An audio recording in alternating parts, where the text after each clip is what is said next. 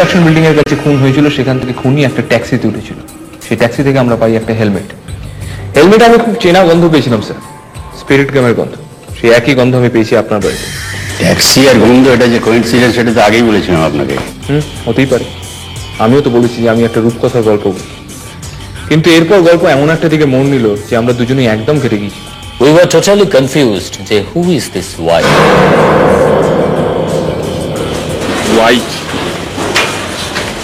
ওয়াইটা কি? আপনি, সিদ্ধেশ্বর বাবু আর সিদ্ধার্থ, আপনার তিনজনেই ডিনাই করেছিলেন যে ওয়াই বলে আপনার কাউকে চেনে। আমি কিশোরকেও জিজ্ঞেস করেছিলাম, ও কিছু জানতো না। কিশোরের ব্যাপারটা তো আবার আপনি ভালো জানেন। এর মধ্যে একটা অদ্ভুত খবর হলো আমাদের কাছে স্যার। রিয়া দেবী যখন বাড়িতে থাকেন না, তখনও নাকি ওনার বাড়িতে এসি চলে, আলো চলে, এবং খুব রিসেন্টলি ওনাকে পাড়ার দোকান থেকে দাড়ি কাটার সরঞ্জাম কিনতে দেখা গেছে। হ্যাঁ, আপনার তো দাড়ি ওঠে না, না? What rubbish. না, ঠিক আছে। আমরা সোজা পৌঁছে গেলাম রিয়ার বাড়িতে, পেয়ে গেলাম কিশোর, অ্যারেস্ট করে তুলে আনলাম। যদিও আমার সিক্স সেন্স বলছিল যে কিশোর খুন করেন, আর এই মুহূর্তে আমার সিক্স সেন্স বলছে যে আপনি খুব বড় বিপদের মধ্যে পড়ছেন। আপনার তো অবস্থা খারাপ স্যার, হেরে যাবেন নাকি? কিশোর নির্দোষ হলেও আমি ওকে অ্যারেস্ট করেছিলাম একটাই কারণ, আমি ওকে ব্যবহার করতে চেয়েছিলাম একটা টোপ হিসেবে। তারপরে যখন ওয়াই কে এটা ভেবে আমি মাথা ঘামাচ্ছি, সেই সময় হঠাৎ জাজমেন্টের কপিতে পেয়ে গেলাম জাজের ইনিশিয়াল। ওইটা ভালো করে লক্ষ্য কর, Jogendra Dutta starts with Y. Jogendra starts with Y. এই প্রথম আমরা খুন হওয়ার আগে টার্গেটের বাড়ি পৌঁছেও গেছি, কিন্তু ওনার ওভার কনফিডেন্স ওনাকে ডোবাল। ওনার বাড়িতে বাবুর্চি সেজে আসা জুনেদ মিয়া ওনাকে খুন করল। কি করেছো জুনেদ মিয়া? একটু সাউথ পোল তুমি ধরে নিয়েছো, এ বরফ বলতে 3 দিন লাগবে। 3 দিন কেন হইতে হইতে 3 সেকেন্ডও লাগবে না, চোখ খোলার আগেই সব শেষ হয়ে যাবে।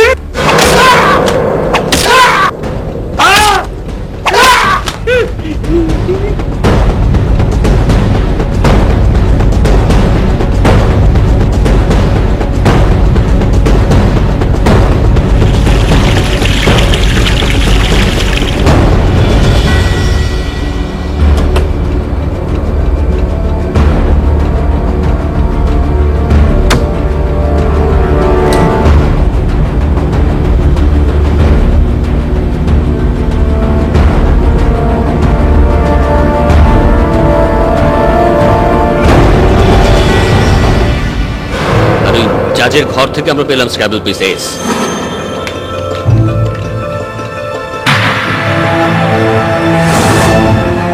আইদার সিদ্ধার্থ অথবা সিদ্ধেশ্বর। তবে জাজের খুন আমাদের একটা ব্যাপারে নিশ্চিন্ত করে দেয়, যে কিশোর খুনগুলো করেন, কারণ কিশোর তখন আমাদের কাস্টাডিতে।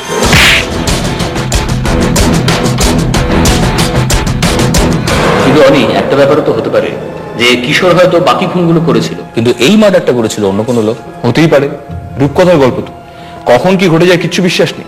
আবার এই রূপকথার আরেক চরিত্র রূপা, তাকে হঠাৎ একদিন তুলে নিয়ে যায় সন্তোষ, রূপার হাজবেন্ড। বাড়িতে নিয়ে গিয়ে বউকে মারধর করতে শুরু করে। রূপা যেন পাড়ায় ঢুকতে না পারে, দায়িত্ব তোর, আর এই টাকা আমার।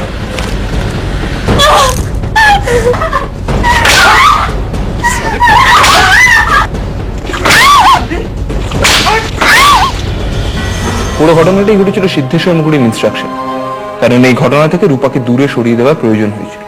এই সন্তোষের বডি আমরা পাই ডাম্পিয়ার্ডে।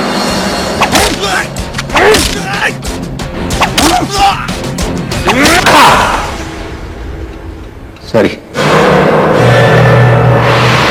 সন্তোষ রূপাকে হাফ মার্ডার করে। সিদ্ধেশ্বর যে সন্তোষকে রূপাকে সরানোর জন্য টাকা দিয়েছিল সেটা জানাজানি হয়ে গেলে সিদ্ধেশ্বরের এই ইলেকশনে জামানত বাজেয়াপ্ত হওয়ার চান্স আছে। Same goes for Siddharth too. আর সিদ্ধার্থের পক্ষে তার বাবাকে ফাঁসানোর জন্য একটা মামুলি লোককে খুন করিয়ে দেওয়াটা কোনো ব্যাপারই না। সবাই ধরে নিল জাজের পকেটে পাওয়া স্ক্র্যাবল পিসের এ স্ট্যান্ডস ফর সন্তোষ সেনাপতি। কিন্তু জাজের মৃত্যুর পরে রূপাকে সন্তোষ হাফ মার্ডার করে। তাহলে প্রশ্ন হচ্ছে, প্রলয় কেন আগে ভাগেই জাজের মার্ডার স্পটে সন্তোষের নামের ইনিশিয়ালটা দিয়ে রাখলো? এস ফর আইদার সিদ্ধার্থ ও সিদ্ধেশ্বর। আমাদের সন্দেহভাজন লিস্ট থেকে কিন্তু আরো দুটো নাম বাদ পড়ে গেল স্যার। বাকি রইলাম শুধু আমি। না না, আপনি কেন সন্তোষকে খুন করবেন? আপনার সঙ্গে সন্তোষের সম্পর্ক কি? আমার কাছে টাকা দাম নিয়েছেন, শোধ দিতে পারি না স্যার, এটা ঠিক বিশ্বাসযোগ্য মনে হলো। রূপকথার গল্প তো। যে লোকটা ক্যালেন্ডারে বাজারের হিসেব, ধোপার হিসেব লিখে রাখে, সে সন্তোষের মতো একটা জানোয়ারকে টাকা ধার দেবে? গল্পের খেইটে বোধহয় হারিয়ে যাচ্ছে না। Excellent move. প্রলয়ের এরকম একটা মুভ আমার খুব পছন্দ হয়েছিল স্যার। সন্তোষের ডেড বডির কাছে আমরা কোনো স্ক্র্যাবল পিস পাই, পেয়েছিলাম একটা, কবিতা। তারপরে সবাই ভাবতে আরম্ভ করলো তাহলে কি প্রলয়ের অপারেশন শেষ, কেস ক্লোজড। আচ্ছা আপনারা তো সবকিছু নিজেদের মতো ভেবে নিচ্ছেন, এমনও তো হতে পারে যে স্ক্র্যাবলের পিসটা কোথাও পড়েছিল কিন্তু আপনারা দেখতে পাননি। সেই চান্সও ছিল যদি আমাদের আগে কোনো সুন্দরী পারফিউম মাখা জার্নালিস্ট সেখানে গিয়ে পৌঁছতো, কিন্তু সেটা তো হলো না। আপনারা এই গল্পটা বলে কি বোঝাতে চাইছেন? আপনার তো গল্পের শেষটা শোনার প্রচন্ড তারা, সব বলবো বললাম তো। তার আগে আপনি বলুন তো, প্রলয় ঠিক করছে না ভুল করছে? ঠিক করেছে, মানে কিছুটা ঠিক করেছে, কিছুটা ভুল করেছে। আইনের চোখ থেকে দেখেন তাহলে ভুল করেছে, কিন্তু যদি মানবিকতার দিক থেকে দেখেন তাহলে অবশ্যই ঠিক করেছে। তার মানে প্রলয়কে সেটা যদি আপনি জানতেন আপনি তাকে হেল্প করতেন? অবশ্যই করতাম। আচ্ছা প্রলয় কি না জানে কি করে হেল্প করবো বলেন তো? স্যার আপনি, আপনার তো প্রলয়কে চিনতে খুব একটা অসুবিধা হবে না, আর আপনার মতো বিচক্ষণ মানুষ তো না চিনে না জেনে কোনো রকম সিদ্ধান্ত নেয় না। আপনার সিদ্ধান্তের উপর আমার তো ভরসা আছে। আমার সিদ্ধান্তের আগে আপনারা বলুন না, প্রলয় ঠিক করছে না ভুল করছে? আমি সবসময় বলবো প্রলয় ভুল করেছে, কারণ আমি একজন আইনের লোক। কিন্তু আপনি যদি আমাকে মানুষ হিসেবে বিচার করতে বলেন তাহলে আমি বলবো প্রলয় একদম ঠিক কাজ করেছে।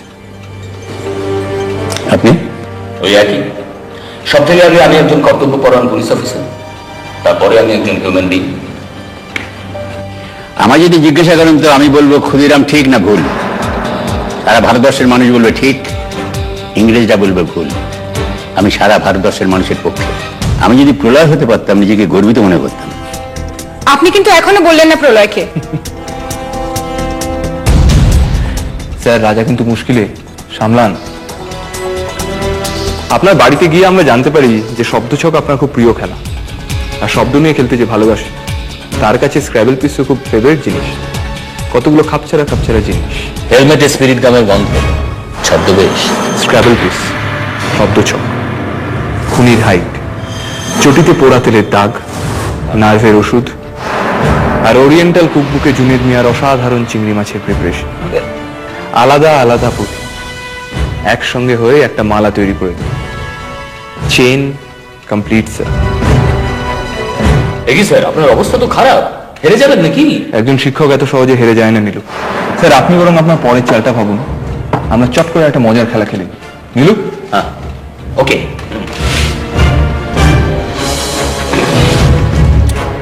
মৃত মানুষের নামের আদ্যক্ষর। P for Pocha, H for Haru, Y for Jogendra, S for Santosh, I for Indra, C for Chandan. আর নেক্সট টার্গেট যদি হয়ে থাকে সিদ্ধেশ্বর বা সিদ্ধার্থ তাহলেও S। ফিজিক্স। কোইন্সিডেন্স। আপনার সাবজেক্টটা যেন কি? এতই যখন বুঝে গেছেন তখন এটাও নিশ্চয়ই বুঝতে পেরেছেন যে প্রলয়কে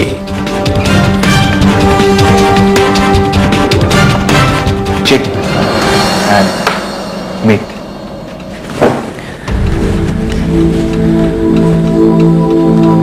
যে প্রলয়কে আমি কোনোদিনও চোখে দেখিনি তাকে আমি কি করে অ্যারেস্ট করবো স্যার?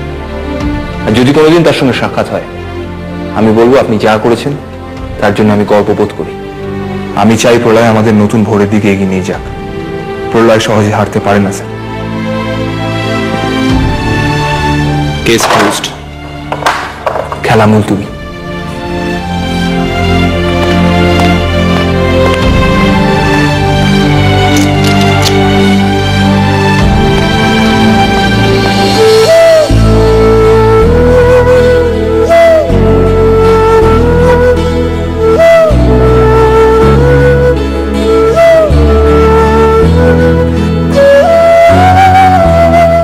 সবার সামনে গলা ফাটিয়ে চিৎকার করে বলবো যে ওই চারজনকে তুমি কিভাবে ছাড়িয়েছো, আর তার সাথে সাথে এটাও সবার সামনে ফাঁস করে দেবো যে ওই বস্তিগুলো তুমি কিভাবে বেআইনিভাবে উচ্ছেদ করিয়েছো।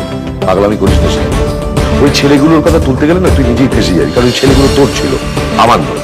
আর বস্তি উচ্ছেদ কিন্তু এটা তো শুধু আপনার পাশে দাঁড়ানো না, এটা হচ্ছে সত্যের পাশে দাঁড়ানো, যেটা ঠিক তার পাশে দাঁড়ানো, অন্য একজনের প্রতিবাদে গলা মেলা। জানেন স্যার, আমি যখন প্রথম সাংবাদিকতা করতে এলাম তখন ভেবেছিলাম লাইফে একটা বড় কিছু করে নিজেকে প্রুভ করতে। এতদিন সেটা মনে হয়, তবে হ্যাঁ এখন মনে হয়।